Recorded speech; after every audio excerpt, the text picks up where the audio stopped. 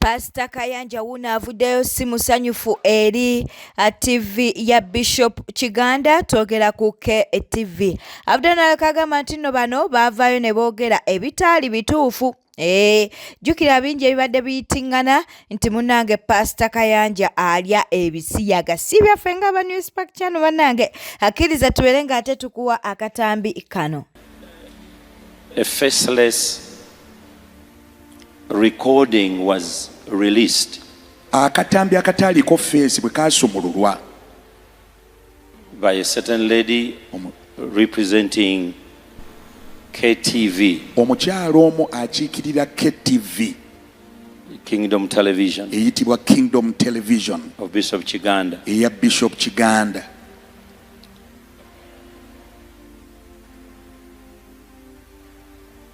alleging that there were certain things that were spoken in the court. Ng'agamba mu katambi ako nti waliwo ebyayogerwa mu kooti.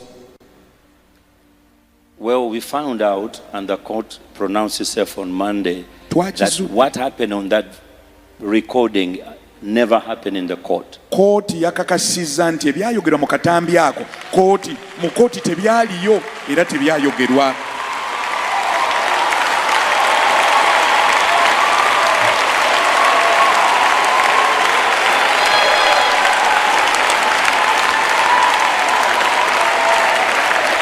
There is a case that is going on, waliwo omusango ogugenda maaso, and they have twisted the narrative baakyusa eŋŋombo b'ebyogerwa that it is me in court. nti Musumba Kayanja yavunaanibwa mu kooti. The same Pastor Kayanja is arrested. Musumba Kayanja akwatiddwa. He killed somebody. I mean, we are used to that nonsense. Ebyo twabimanyira. But this was so evil. Ne kino kyabadde ate kibi nnyo. So on Monday, ku bbalaza they cross-examined the witness of the defense. Baawulira obujulizi We don't want to talk about these things, like, because you know, I always don't allow to talk about these things. But this went beyond normalcy. Ne kino kyasusse ku mbeera ya bulijjo. Why will anybody Lwaki omuntu go and say things yandigenze n'ayogera the ebigambo magistrate has not said, omulamuzi the by'atayogedde, witness has not said, abajulizi bye and say this has come out of the court? naga bino byabadde mu kooti. And then all the bloggers, Ababuloga bonna all the social talkers aboogera ku mikutu picked egy'enjawulo from that, and they begin to say whatever you've been watching, ne you've been batwala seeing. ebyo ne babitambuza ne babiraalaasa. That never happened in the court. Ebyo ebyayogeddwa mu kooti tebyayogerwako. never Tebyayogerwa. I'm not in court. Siri mu kooti I'm nze. not charged with anything. Sina musango gunvunaanibwa. It's the people who are charged, Bali be bavunaanibwa. and it's a state case. Ate musango ga ggwanga lye lyabawawaabira. It's Uganda versus them. Eggwanga lye lyabawawaabira lye libavunaana. But I don't understand, Sikitegeera. why will someone change that Lwaki omuntu yandikikyusiza and ekyo totally lies to the whole world? n'alimba ensi yonna.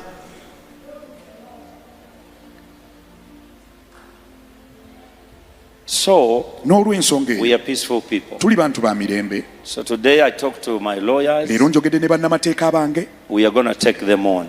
Tugenda kubakolako ng'amateeka bwe galagira. You cannot lie Tosobola kulimba oba okuwaayiriza to the whole nation. eri eggwanga lyonna. For what reason? Subscribing, liking, alekawo bakabwawo mu comment section. Tukirize tubeere nga tubuzaako ku mikwano gyaffe wano wammanga na Mrinda Prosi. Tukutumiddeko Nanyonga Betty, Akanti Flora, tukutumiddeko tuyina Kansiime Florence, tuyina Sanyu Kwagala, ne tubeera ne mukwano gwaffe ayitibwa Kukkiriza oba kukkiriza.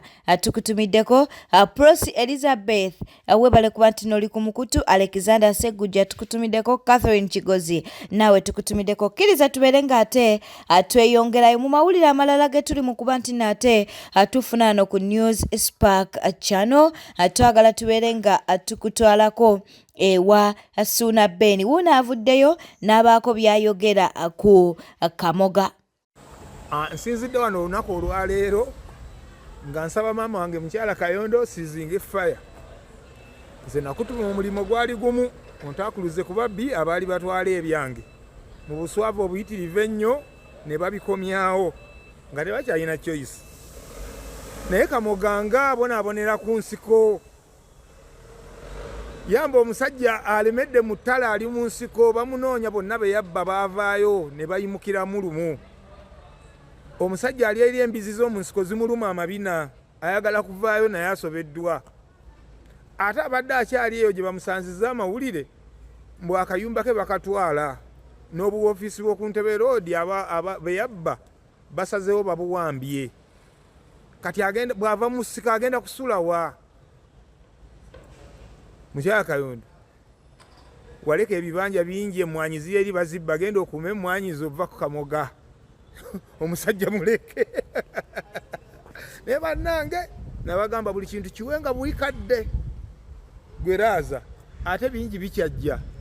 Okitegedde?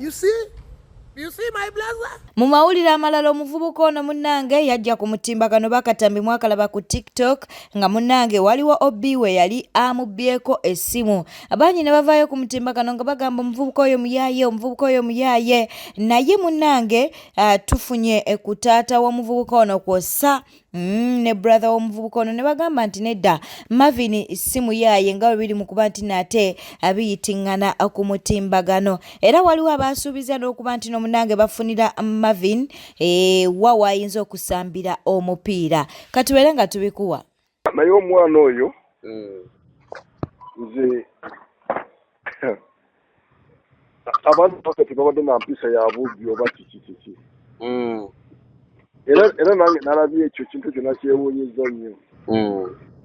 Buli muntu era yakyewuunyizza. Kubanga okusooka ali e Kampala ne maama we. Maama we ono yanyaka akaseera katono, maama we n'amwongezaako n'akola edduuka. Kati edduuka kali ka botiiki. N'ekira ne kituuka ennyumba ne baba nga bagikaayanira. Kati abaali bapangisa bonna ne basooka babagobamu. Awo yatandika emirimu gy'okwonooneka kati. Kati bw'atyo nga abeerawo mudiirudiiru engeri yalina botiiki nga wera alina kyeyagala agenda n'amugulira n'amutwalira n'amuwa bw'atyo. Naye kati nze ekigambo ky'obubbi sikimuwulirangako. Tabaniwo tokimuwulirangamu? Kiwulirangako. Kuba twabulina ffera twabirabye nga wali akomentinga biki okusaba. Ayinza okusaba nga embeera si nnungi tomanya. Ekituufu omuera otuuka neekunyigamu n'oyagalwa. Ekyoba osanga ekyo siyinza kukiwakanamu. Naye ekyobubbi ate ekyomupiira. Omupiira oyo omwana yali asamba bulungi nnyo. Naye ekyamulemesa nga olumu tebakwatagana bulungi na kooki. Kooki amugamba akola bw'oti, ye amugamba nze kooki kyenkola nkimanyi. Yafuna amalala mupiira. Yafunamu ku malala. Malala gamuletera obuzibu. Naye kimanyi nga bwakyali bw'ati era asobola okuddamu simanyi. Naye ng'omupiira ye yali asamba omupiira. Kale omanyi nga tetunnayamba. Osooka n'oyagala ofune ekifaananyi ekituufu. Kubanga bw'okola ensobi naawe kiba kikutwaliramu. Era kyekyo. Era njagadde kuba njogeddeko ne muganda wankubiddeko awo muganda we omulala. Nenjogera naye kati nenjagala njogereko ne muzeeyi wo waddala. Kati muganda bamuyitaani? Erinnya lyaŋŋambye nga Soona asamba omupiira ebweru waliwo omulala. Bamuyitaani erinnya lyerabidde. Kati n'oyo wamutegedde? Kati ono asamba omupiira e Saudi naye namutegedde. Kankati oyo bwe baali basamba era singa yali agulemeddeko singa naye osanga ali bweru. Yali musambi mulungi naye kati era ne bajjala kwogera naye bwe nalabye comments nnyingi ng'omala agamba kooki yagambye nti oba omwana akyasobola okusamba omupiira jinsi nja kubeera naye wano mu kiraabu yange. Kituufu. Kati bajjala kumubuuza gwe omupiira okyagusobola oba kuba kati omupiira nagwo mulimu kituufu. Mulimu ate omupiira gwetaaga bukuvu na bugumiikiriza. Era kituufu. Kati mbajagala kwogerako naye tulabe. kuba kati nze abo abaana nze waffe tuli bekyagwe naye nze ndi eno Tororo era gye mbazaalidde. Kati bo baatukikyala ne bagamba leka tugende katuddeyo tubeere kumpi n'eka. Kale ssebo eno enamba yange naba nkwagala nja kukubirako ssebo. Bambi neeyanziza nnyo mwebale kufaayo ssebo. Kale ssebo. Naye omusajja mbadde mwagala addeyo mu kupiira. Nange kyembadde njagala addeyo ku mupiira kuba kati wano muyambayambamu mu busente tekiyamba. Tekiyamba. Kya kiseera kitono kyetaaga wali wennyini. Kale bambi mwebale kufaayo ssebo. Kale muzeeyi. Mukama abakuume. Amiina. So kati bali mwogerako ebyo si bituufu kubanga olaba omuntu yenna balaba nti alina opportunity gy'afunye kubanga yagudde mu kizibu ate mu kizibu ekyo bafunira opportunity. Nze muzeeyi namukubiddeyo ku ssaawa zabadde nga 3 ez'ekiro ne mugamba nti muzeeyi wuli yabogera ku Marvin muzeeyi waffe talina smart yalina kamapeesa ke nangamba nti nange waliwo mukwano gwange ali Iraq nange yakubidde omuntu omu naleteresimu nenjogera naye nangamba nti nomutabani bamwogerako bintu bingi mulabyeko waneno nange naye ebyo sibikkiriza kubanga omwana nange mumanyi nangamba naye kati gwe nawe ali eyo gotogolowooza ki biwulira bye bawogera wamutera omulabako konze Marvin yendudde ekiseera nga simulaba kubanga buli mbayangezako mukwasaganya okumuwulizaako essimu ye tebateriiko. So kati nambuuza nti kati gwe wobiwulidde obiraba otya koza sigenda kulimba sina kimu kyemmanyi kubanga ndudde ebbanga nga simulaba naye nze kubanga limaze batukuze ffenna tusomedde ku Rock View ffenna somero bayita Rock View Tororo ne tugenda ku Rock High awo nafuna basa oba nagenda eyo gundi eyo Embarara eyo kwa yasooka nagendako eno Sironko Progressive era nga atambulira ku basale oyo munigo omulaba era tusinga ffenna omupiira nga tulaba Oluganda abasatu era tusinga omupiira ffenna. Oyo Marvin nga omupiira kyayagala kyakukozesa mu kisawo era nga ffe twali mu ttiimu emu nga yita True Vine Tororo oba ogiwuliddeko. So nga ye bamuyingiza mu kisawo tumaze okuwangula tulina golo nga 3 ne bamuyingiza mu kisawo namugamba genda onyumise ekisaawe onyumise abawagizi n'agenda nakola kimu kyasobola kyayagala. Naye mu biseera ebyo Mpala naye aliwo olwansonga yali amanyi nnyo omupiira. Abavubuka bangi batandika omubiifinga olw'ensonga ezo. Netwebuuza obuzibu bwe yasoba omupiira kubanga bayitha jjukira omupiira mulimu amalogo oba tokimanyi? Kimanyi era kyembadde okubuuza oba bamukwatamu. Omupiira ogwo mulimu amalogo. Oyo omwana yali akuba omupiira tolamu ne saa zino ayinza oba nga yaguvaako naye omuteeka mu kisaawe asobola okukola kinyi kyoyagala kyomusuubiramu naye simanyi lwaki tegwamutwala wala nnyo okubeera nga Ssemakula gwamutwala ewala. Oba bamukwatamu awo siyinza kulimba sirina kyenkimu kyemmanyi kubanga nange yali ngusamba era nange ngumanyi. Kati gwokyasamba? Nze naguvaako nze ndi katumbyamu byakuyimba kubanga nze gye nali njagala eyo. Ate brother wamwe Ssemakula agusamba yali akyagusamba era saa zino ali ku gundi ali mu kirabu eri eyo bagiyita eri mu Arabu eyo oba Arabu Emirates eyo. Ali bwere kubanga badde asambira kirabu Africana Tunisia ne bamugula n'agenda eyo sayidi za isi Ronaldo gyalimu Ronaldo gyali eyo naye gyali ali mu Saudi.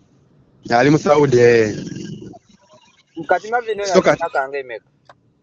Marvin ali mu myaka nga ayinza oba nga aweza 25. Kiriwo kiti tugatta taata maama twawula bamaama kubanga nayo Ssemakula wekisamba omupiira era maama twawula bamaama naye tugatta taata. Kati muli basatu naye mwenna mwawula bamaama. Twawula bamaama. Naye nze Marvin tukuze naye simulamu buzibu bwona tulanko obuzibu bwona nti no bamuyaaye nti no bakola kino no bakola kino ye kyemumanyiiko. Nze Marvin tukuze naye simulamu buzibu bwona tulanko obuzibu bwona nti no bamuyaye nti no bakola kino no bakola kino ye kyemumanyiiko. Nze Marvin tukuze naye simulamu buzibu bwona tulanko obuzibu bwona nti no bamuyaaye nti no bakola kino no bakola kino ye kyemumanyiiko. waba kwagala kitu nga muganda wa izo kunyana kuba akalimi akalina ate muganda wange bichi naye nga byobuyayi etabiri mwera sibira bangana mukale yasira kuba nti nno yawo kimanyi tiro omuntu wakulaba ngo olina kyogendo kulubirirwa like nga waliwo bagala okuyamba omuntu avayo akulemese ekitegeeza bino bye bamwogerako biyinza okuba bituufu naye ng'abikola for survival. Siyinza kulimba kubanga nze maze banga siri naye bamuwayiriza banzi nakubiddeko ne Mavini omanyi Mavini Tattoos mumanyi kubanga naye kyali waffe nemukubirako nemugamba Mavini byenjo bwe bamwogerako ddala bituufu awo kyaliwo n'agamba nze muganda nkubulire maze banga siri na Mavini maze banga siri naye simanyi wakomadde mulaba kale nze Mavini akoma omulaba tuwazi last year but one twali oboyogerere wa mukadde mama wa muzaala nga gye tuli eyo nga tuli awo waka tukirinzeemu kola malayo okumpe wa mwezi nga gumu nga simulamu buzibu bonna naye kati saa zino we nabirabye ndowooza mbadde ndi wano ku social media ne nkulaba nga oli kumwogerako like omukyazizza naye nga mbekitegeeza bwotera omulaba alabako nazeemu ne mulaba eggulu era gwe n'omubuuza nti omulenzi gwe bayita Kinene oba Joshua omumanyi agenda kugamba era amanyi kubanga era ndi muganda n'ebifaananyi bye nga tukyali batosobola bikuweereza ku WhatsApp sobola ku WhatsApp ngenda bikuweerezawo nga tuli bato ffenna olabe ne Kenny nga naye kwaleyo temakula mu mawulire amalala ge tuli mu kuba nti naate tufuna nsonga za nsambya n'emirembe tezinaggwa katukuwa akatambi kano mugagga tebirina bwe bibakwataganirako bonna babbulooka ba mugagga ogwo kale mugagga nze mbuulira yali asamba ekyalaani wali mu Kayembe asuubula China mu wiiki emu n'agenda Dubai mu wiiki eyokusatu n'atikka container mu wiiki eyokuna n'abeera n'edduuka eno n'abeera n'edduuka eri. Where is the source of all this flow of money? Ebintu byonna bibadde ku speed. Bana abantu abatanaweza myaka ebiri okola amagoba ga sente mmeka. Omuntu agenze China. Gomanya okutikka container 40 feet ng'ogireeta bwomu. Nga n'abasajja balina amaduuka wano ku Hamu. Aina kwegattagatta n'abantu okuleeta ebintu. So bana abantu balina buloka kyovola ba business zaabwe bo bagamba ffe twawukanye naye businesses zikyaliwa mu kubanga nannyiniza ali ogu. Era omuntu oyo ojja kuwekanga nga ye yali supplier kubanze gendina info gwennina. Omugagga baamubba ku musajja omwe yeesimbawo. Bakola batya? Omugagga ono Mirembe yamubba ku mugagga olaba ono omwana ewali omuvubuka yeesimbawo n'alya taata wa Namere. Baita simanyi nkerettanyi nayo kimanyi nti yali buloka wa Kateni. Bwe mpulira naye baali bayawukana dda n'omukazi. Anti wuliriza gwe kimanyi nti nkerettanyi eri buloka wa Kateni. Waliwo mu comment section waliwo omuntu mu comment section oyo aliko Try Church ndaba agamba abimanyiiko. Kati nze kanimba wa infa entuufu kubanze saagala nnyo yingira mu kino kubanga bano babadde bakifunamu ne this is the reality. Abo abaana tebalina ssente ezo ze mulaba. Buli lutalo buli abadde agamba nti yaggwa bamuyambye n'akomawo kuba kati ya trendinga wandikola ekintu okulumya gundi n'owunzika ng'oyamba muyambe. Kati buli abadde agamba nti David yaggwa ffena kati gwe twogerako lutalo bw'aba yaggwa kati yakomyewo bamuyambye okudda engulu. Era abantu abo lutala bamuvumye tabakyawa abagala ennyo. Sometimes Katonda akozesa abalabe bo okuyisa muyaga ogumu otuuke Katonda gy'akutuma. Nenzija n'ensoma ennamba za bizinensi yange obuzibu mu bujjawa. Yabadde agaba ennamba kubanga akyusakyusa bamaneja ab'enjawulo. Kati yadde agaba nnamba ya maneja w'omutuufu gwali naye kati ze saakira mu buzibu. Ate era lutalo n'afundikira ng'ayambiddwa okudda engulu. Bw'aba abadde yakola ki? Kubanga era abayimbi bonna baagwa. Ng'oggyeko King Saha. Epasi n'ekitaka Joshua Baraka nabo kwebali ne music industry yonna gidala down nti abayimbi ne bapromota bakola entalo ne government yakola kyamanyi okusuula music ebyobufuzi byasuula music. Waliwo age group ompulira gy'oyimbira nga tojja kuwulira simanyi mundu twazza kugombola kati kapa inayimbira bakadde banne naye ate kapo atulako kantu ayogera n'omuvubuka najjamu ekyokuyiga naye nga music wa kapo wabasajja ba myaka 5 okuddawa emundu twaza kugombola abasajja abalwana walodiwo 1 walodiwo 2 abamu baafa ba Museveni kati payimbira ba Museveni aba bakadde kakati ate kapeke Epasi Saha ani Shiba akyali mu byonna okunda makumuyamba abawala ne balowooza nti muto naye nga Shiba si mwana muto.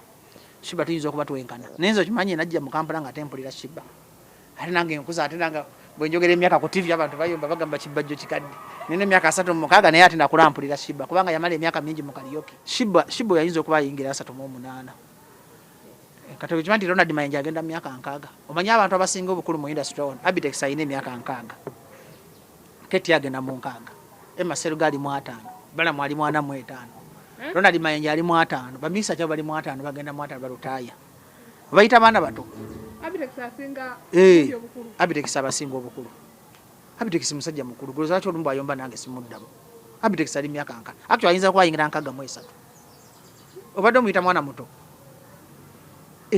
gomanyi entondo za Abitex zikulaga nti musajja mukulu omanyi myaka gyalabye babasudde bonna bamuleka ku nsi bakafeero bandi bonna yabategekanga naye nti kyenjawulo yeyeekuumira ku mulembe bala mu mwana muto mu industry muno Bobby Wine ali myaka 43 ne Bebe okimanyi asiba 5 Kamiliyoni okimanyi bonna bali myaka egyo kugamba omuntu okulya mulayi tokadde ana 28 manyi tutalu yatandika okuyimba nga mwana muto kati bakwanti style y'ebintu bako wa test ya love yenyo kati ngulo mulembe tetukyeyagala waliwo love yabeera nga waliwo true love kati tutalu bagira ku mulembe gwa true love gomuntu awulira nti mukwano go gumpugula ninga empuka kati saa zino mwana yagala bakapati ngovudde kapati mwana yagala no simanyi nakumanya siriri kati bana bibagala kati kyengamba industry yonna yetaga kuddamu kola evolution actually tuyina okuddamu okuleeta abaana abato naye kati obuzibu n'omuvubuka bwajja nga alina hiti bakola malala babeera mu kuyomba kyovula nga music yagwa ate music w'ennaku zino tawangala mwaka